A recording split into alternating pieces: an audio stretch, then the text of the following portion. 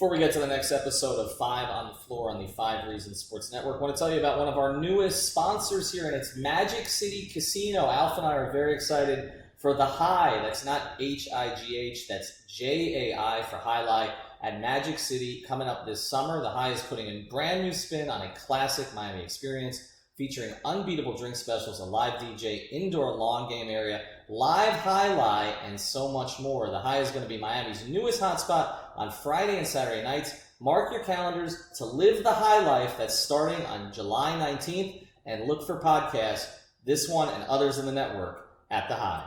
And now, on with today's episode. All right, Alf.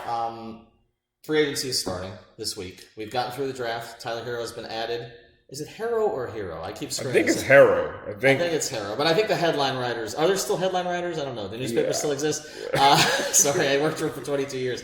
I think the writers write their own headlines now. I think. Well, they do. They do. People don't. Well, see, that's the funny thing. Before we get to the episode, is that everybody always used to blame me for the headlines, and I used to get pissed off at what we call our desk. All the editors we used to have for writing headlines they didn't like, and then they'd get mad at me for calling in because the players would get angry at me about a headline that didn't fit the article. But now the writers actually do write most of the headlines. Yeah, they go on. There's no scapegoat anymore. Well, because there's no editors. Exactly. sort of like 5reasonsports.com, where the editor is basically someone texts me and says, "Hey, I got a story, and you want to read it? No, just post it." Yeah, okay? Go ahead. As long as it doesn't go off on anybody, we don't libel, slander, any of that sort of stuff. We're fine. But we've got free agency coming up this week after the draft. I think Heat fans feel a little better about the draft pick than maybe they did at the time. Yeah, I think people are coming around to both draft picks, actually. Wait, well, they didn't draft the second guy, right? Because you can't talk about that guy. Until, what, July 6th, technically. July 6th. No, they did draft the second guy, Bol. Well, Bol, right. Yeah. He's going to be moved on. But the other guy, KZ Espali, he's going to be with them on July 6th. It was explained to me today. Look, the Heat's not happy about it. A lot of teams are not happy about the fact that you got to wait to announce a guy. You can't even sort of have the guy on the floor with you. You can talk to him, though. You can plan. You just can't have him on the floor. Now, remember, Summer League starts July 5th. Actually, we just got credentialed today. I'm going to be out there July 5th to the 10th. Nikias Duncan from Heat Beat and 5 Reasons, Alex Toledo, and Jack Alfonso. We're going to have a crew of 4 out there doing podcasts. It'll be much bigger than any of the other outlets down here. Yeah. Covering Summer League. Tyler Hero will be out there. Trey Morning, Zoe's son, is going to be out there. And also Duncan Robinson and Yante Mayton will be on the team, in addition to, you never know who they're going to find. But we've kind of moved past this stage now of the draft. We're waiting on KZ's announcement, which again will come July 6th. But it was explained to me today that the teams kind of understand it. The reason is because you need the players, the veteran players, like a TJ Warren and others, to officially move, and the cap space has to be clear for them to do it. Because remember, the moratorium ends on July 6th. It starts the night of the 29th of June, but it ends July 6th. And so that needs to be settled before those veterans can move, and therefore the draft picks can't officially move. It makes you understand it from a they need to fix it logistical standpoint, but we're all sitting here playing pretend, and it's kind of stupid. Right, exactly. But he'll be added to it, and they obviously have high hopes for him, and we'll be able to see him in Summer League. He might not be as acclimated as Tyler will be, but we'll see him the last few days of Summer League. But we're moving on to free agency here, and we talked about Jimmy Butler in the last podcast. There are other veteran guys out there we can talk about, but what I really want to talk about today are the current Heat players. And not just in the context of what they're going to do in the next 3 months or the next 4 months or whatever, but what is the best case scenario for their futures with the Heat? Who has a future with the Heat, and what is that? So we're going to go quickly through some of these players, and we're going to start with the first one, who's I think is the one that Heat fans are most interested in, because you have an opinion about him strongly one way or the other, which is Justice Winslow. Yeah. And so I will say this to you, Alf. Best case scenario for Justice Winslow's future with the Heat? Best case scenario for his future, immediate future, I'd really like to see this season him playing 30 to 35 minutes every single night, maybe even more, maybe 35 to 40. I want him to play the starting point guard position. I want the ball in his hand. I want him making decisions. I want him running the pick and roll. I want him being a second or third option, scoring, posting up at the 3-point line. He can shoot. He's shown that the last couple years, well, he's especially 38% over the last 2 years. From yeah, three, and you can't his volume doubled this exactly, and the more confidence he plays with, the better player he is. So you can't get that confidence out of Justice when Goran is hanging over his shoulder. Mm-hmm. Where at the first sign of a mistake, Justice is out of there, and trusty old Goran is back in. So for his future, I believe that Justice can be the starting point guard on this team for years to come. Now, let's say there's a chance to get one of these, primetime point guards out there, then you have to make a decision. But for right now, with what the Heat have on their roster, Justice is, to me, the best option for the point guard of the future. Well, I think what you see is that, you need multiple ball handlers, right? So I think sometimes we do get a little too caught up in is he playing point guard or not. This is a complicated one for me because personally, as a human being, Goran is my favorite person on the roster. And I also value him as a player. And I think he's done good work here. I think he's put in the effort here. He's acclimated to Miami. That contract has not proven to be a bad contract. Okay, it's probably been proven to be a probably fair value contract. Okay, it might have turned out to be more if Chris Bosh doesn't get sick the same day that they acquire Goran. One of the things that we sometimes forget is that Goran was projected to be the top free agent that upcoming year when they got him. Yep. So when people talk about, he was third team All NBA. When people talk about the Heat haven't gotten a whale. I mean, Goran's not a whale. He's not an orca, okay, as Pat says he's going after now. But he's not a guppy either, all right? He was a significant get for the organization. You can argue about whether they paid too much. But at the time, they were going for what they perceived to be a kill shot in terms of making themselves the primary contender to Cleveland and LeBron in the Eastern Conference. And if Bosh had stayed healthy and Dwayne had gotten his body the way it got later in his career, that might have been the case with those guys and Whiteside as your core, because I think Hassan with that team might have fit better than he's fit with other teams, because I think he would have been kept in line a little bit more. But going back to Justice here, I agree with you about everything you're saying, because I think one of my concerns about the way that the Heat have at least publicly, I don't know what they're doing privately, the way they've publicly approached Justice this offseason is kind of like, yeah, we're going to figure it out with him. And I just think we're past the stage of figuring it out with him. Like, I think we saw last year that he's not, at least on offense, like, you don't want him playing undersized 4. Like, this is, we're past that point. He needs to have the ball in his hands. And like I said, aggressive, confident Justice Winslow is the best Justice Winslow for this team. Right? And so this being wishy-washy about his position, keep having to prove himself over and over, I just don't think that's a tack to take. He has, and we've talked about this before, of all the young guys on the Heat, he has the closest to what you would call an alpha dog mentality. Agreed. But you're right though. It's not alpha dog like a Chris Paul, Jimmy Butler, LeBron alpha dog personality. It's an alpha. There's an alpha personality in there, but it's like he needs to feel comfortable letting it out. And that's what I'm saying. If the more doubt you put into his head, the harder it is going to be to get that Justice Winslow, the correct Justice Winslow out of him, right? So if you can position him as a leader on this team, which I think they need to, then I think that's what you're going to get out of him. He will be the leader of the team.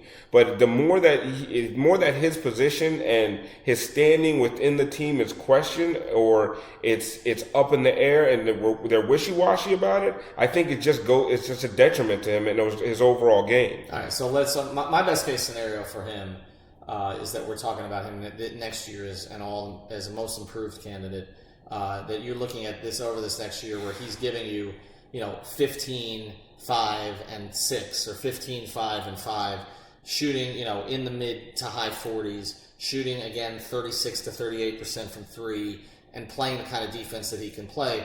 I think, and then you're saying the next year maybe with another year in the role that he's an all-star candidate. Like, to me, that's best projections. Let's see 18, 6, and 6 out of him in 2 years, and I'd be happy. Exactly. All right, so let's get to Goran then quickly.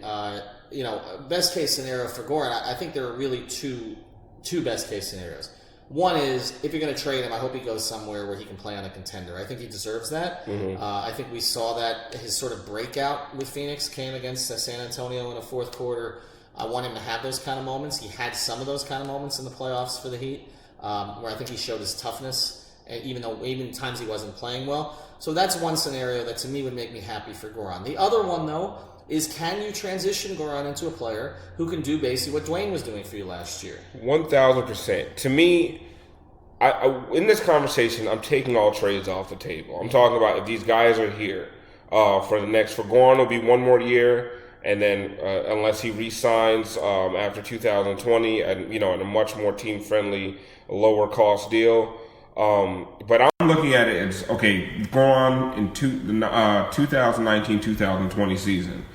I would like to see Goran exactly what you're talking about, coming off the bench in that Dwayne Wade role. 15, 18, 20 minutes a game max. Keep him healthy, right? Because part of the problem where you get this uncertainty,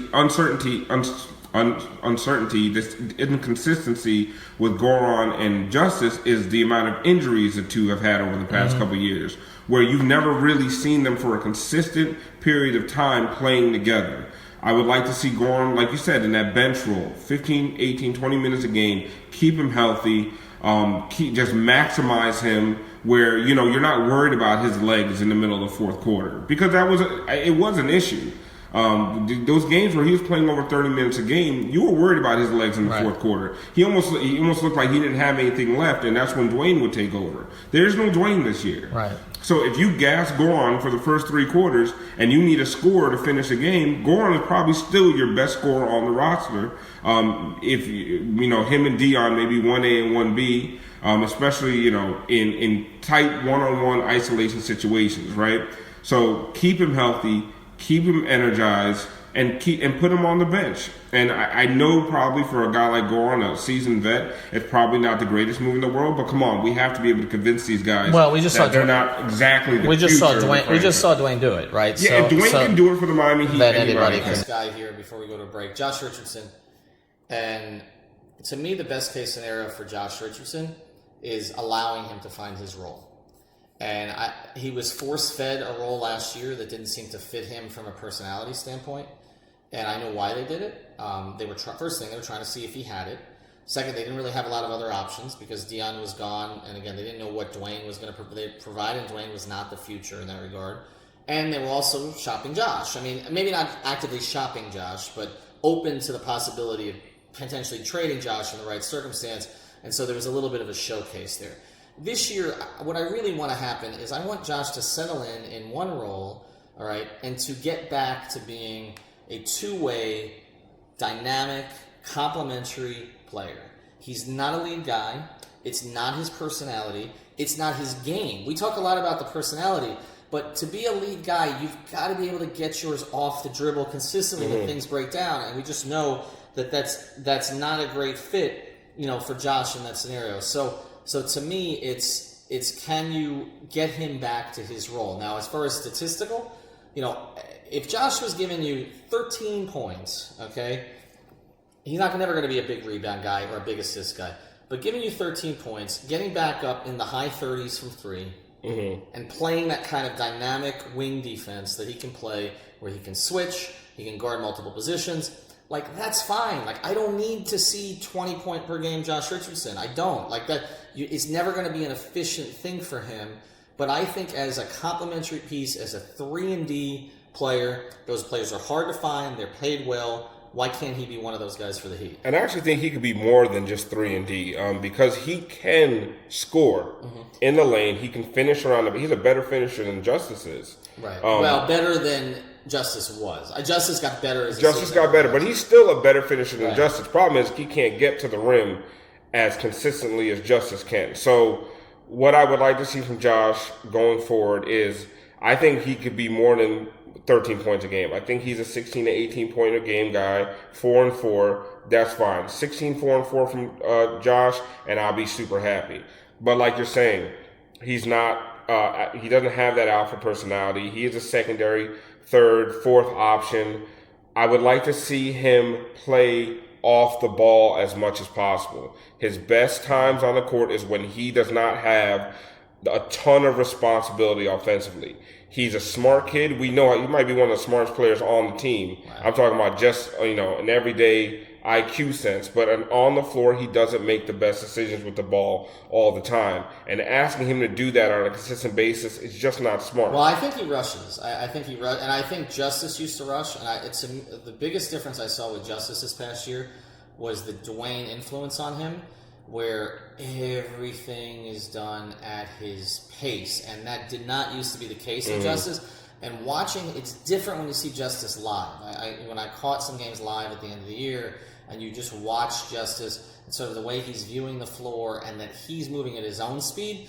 I'm not going to say he's going to be James Harden. I'm not saying he's going to be Ron Artest or Kawhi or Jimmy Butler, any of the comparisons that were made.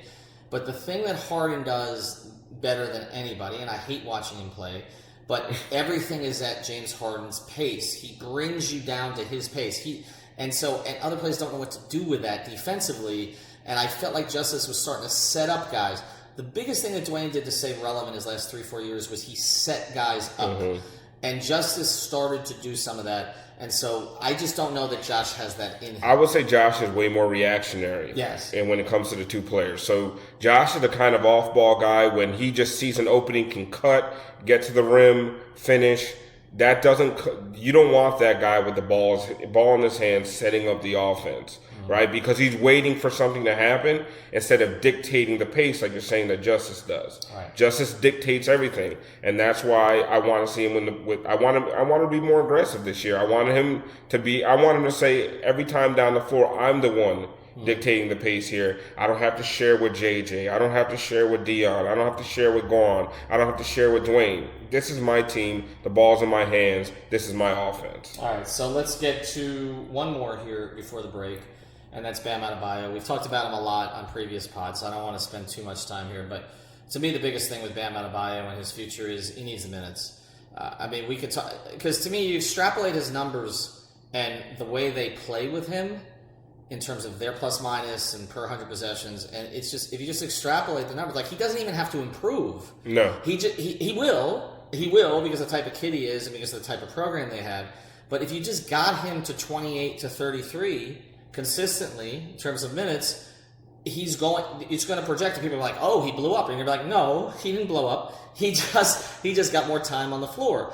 To me, again, a lot of this is dependent on somebody we'll talk about after the break, but if you can get him 28 to 32 this year, and he can get you 13 and 8 and a couple of blocks and shoot the kind of percentage that he shoots while showing you a little bit more from range and all the things he does in terms of switching, I think then fans are going to look and be like, wow. Like Bam is the one guy, and more so than Justice, that I think like the rest of the league this year might look at, and this is the way the Heat feel, by the way, and be like, where the hell did that come from? Yeah.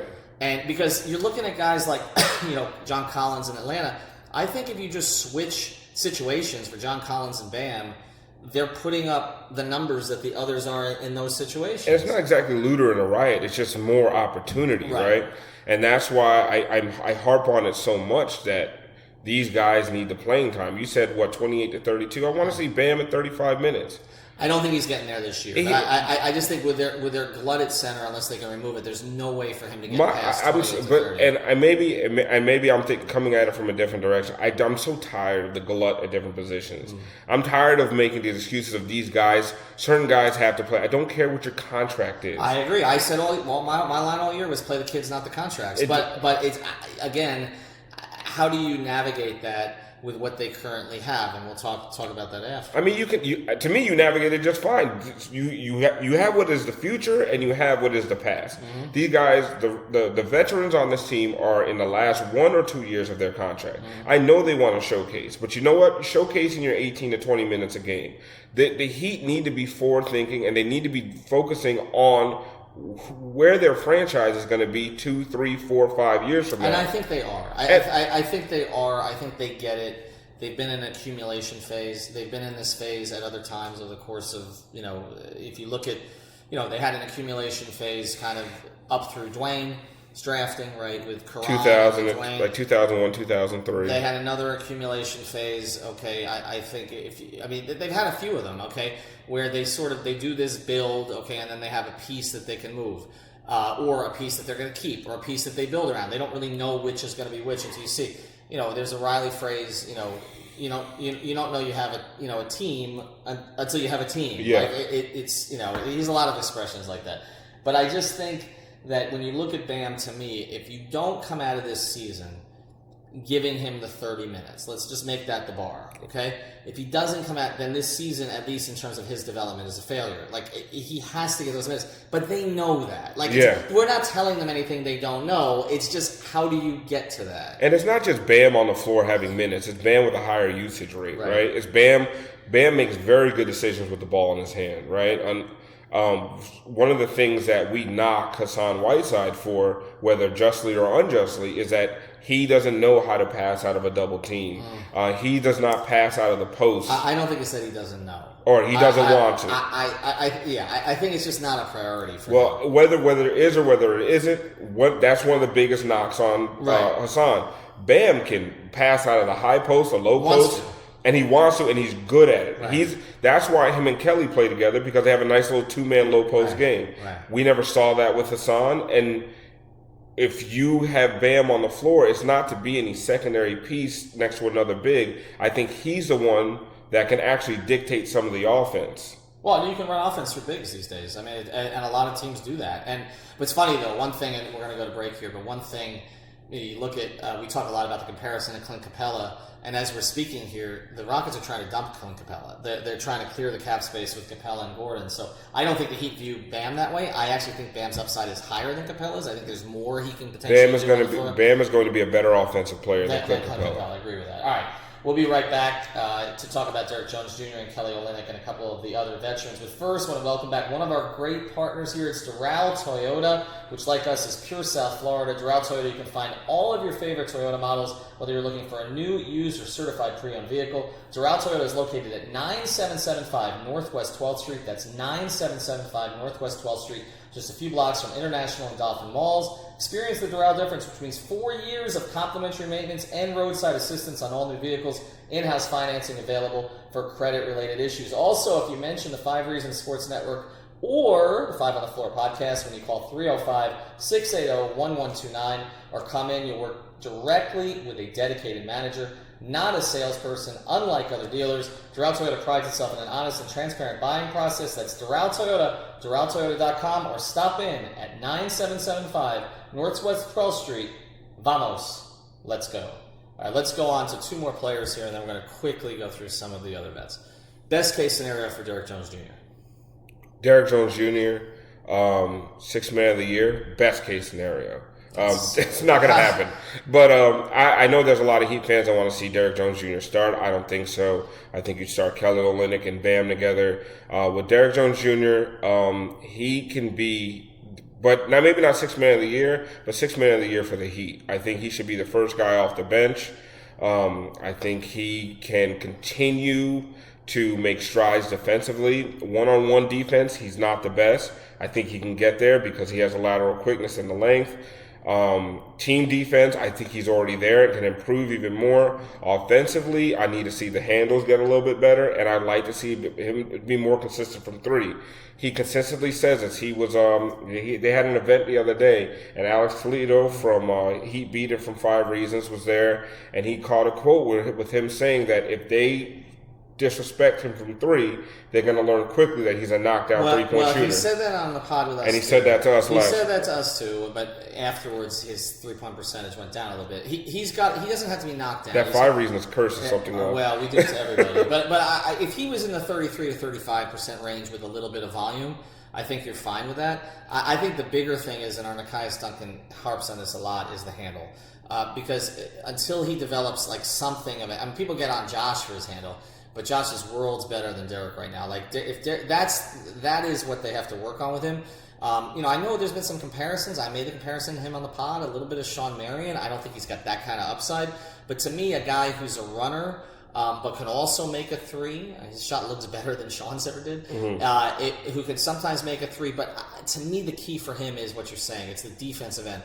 He has the biggest variance I think, between where he came to the Heat as a defender and where he can get to, because the raw material is there. Yep. He was never going to get to it in a place like Phoenix. Sorry, okay? And no disrespect to James Jones, the GM there, but the culture in Phoenix is not such that he was going to get there. I think here he can get there. They see it. If he can become a premium defender who's a high-flying rim runner, okay, who also can get you to 33 to 35% from three, you have a really valuable piece, and you have somebody who can be a difference maker in the playoffs as a sixth or seventh man. So that's kind of how I see it. Let's get to Kelly Olynyk here. Biggest thing for me is figure out if you're paying him what you're paying him, and I don't have a problem with the contract. It's fine, but as I said in our previous pod, if you're paying what you're paying him, get him back to what he does best. All right. Which is, the dribble handoff stuff, okay, letting him get comfortable as a spot-up three guy. He's never going to be a great defender, but he's a positional defender. I think he's fine, all right, and I don't think he's going to regress a whole bunch. But this is the same thing, and we're going to get to the veterans in a second. This is the same thing. Like, he needs to be playing either the 5 or the 4 with Bam. Like, playing him next to Hassan... No. It does not work. It doesn't, and they know. I think they know this. They know what the numbers are. I mean, when we look at Synergy, okay, or we look at NBA.com slash the stats site. Like they know what the numbers are, and I just don't think having Hassan and Kelly out there together is you can't get out to shooters. No, you're going to get beat too often. And it's just not a great fit. If it's not Kelly and Bam, there should not be two bigs on the floor at any time for this team. And I don't even, James Johnson should be the next big if you're talking about a big, right? If it's not Bam and Kelly, like I said, those are the only time two bigs should be on the floor. To me, Kelly is your starting center, power forward. I don't care which way you flip it with him and Bam, but Kelly needs to start. This offense is better with Kelly on the floor. Their numbers are better, just generally. And he's not a detriment to the defense, especially if Bam is there to cover any of his mistakes. Well, that's the problem. See, that's why you can't play him with Hassan consistently. Because Hassan will cover for Kelly at the rim. But in terms of rotations or anything else with the defense, you're totally out of sorts. And here's my biggest thing with this team. Without Dwayne Wade, with Goran has taken maybe 1.5 steps back as far as just speed, quickness, getting to the rim. Mm-hmm. With you not knowing what you're going to get from Dion on a consistent basis, this team needs to manufacture points. Right? So it can't just be, you don't have the star out there that's just going to go get you 35 a game.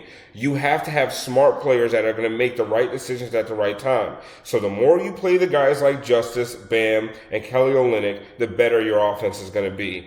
If you go away from that and you start relying on guys like Josh Richardson, Dion Waiters, Goran to get you buckets all the time, it's going to be a long season, especially on the offensive end. Well, the other thing is none of those guys draw fouls. So you can't get easy ones, and that's a big part of the problem. All right, well, we get right back in a second. We're going to cover the three veterans at once and talk about which of the three of them has a chance to actually be part of the future.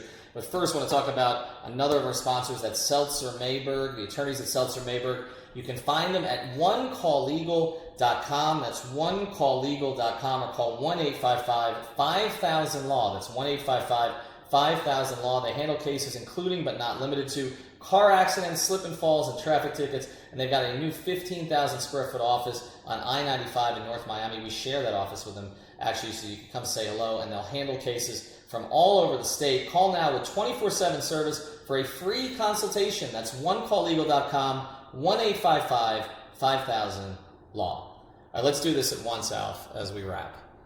Hassan Whiteside, Dion Waiters, James Johnson. Of those three, who's the most likely to have a future with the Miami Heat beyond just until you can trade one of them?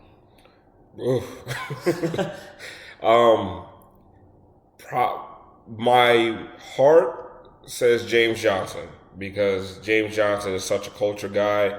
They love James. He could take on a new Udonis role. He just can't have as big of a role on the court that Udonis had in his years here. But I think he's a good locker room guy. He's a good guy to have on the team just in case there's a fight on the court and kick anybody's ass. He's a good guy to have around.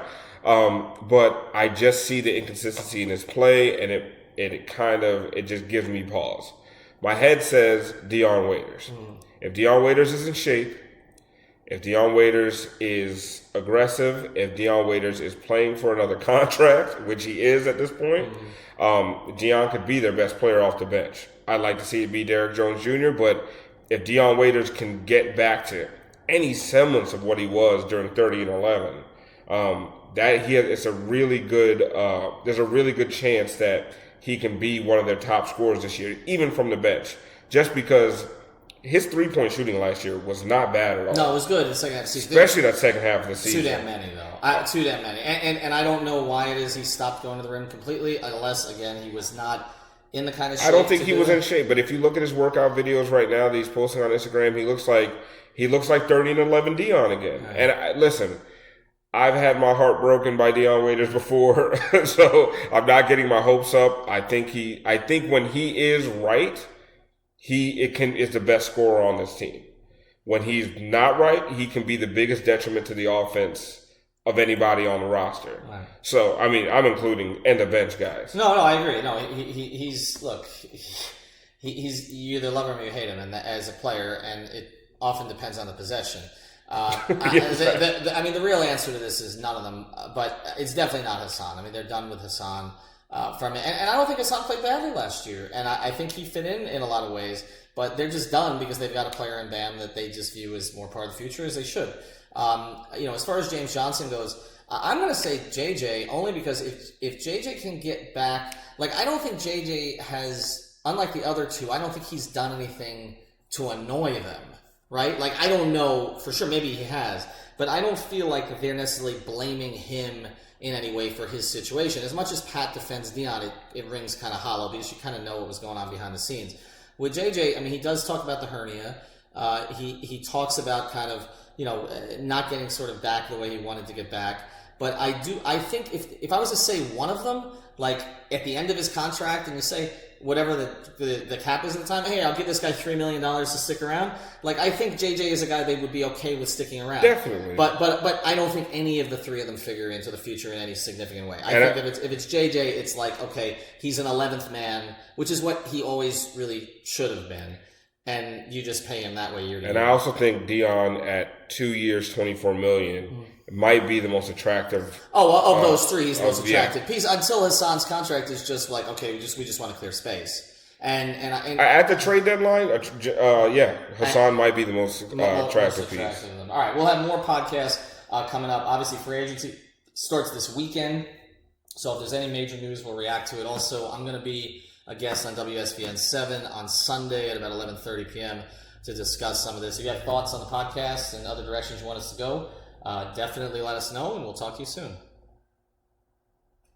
31, 32. I think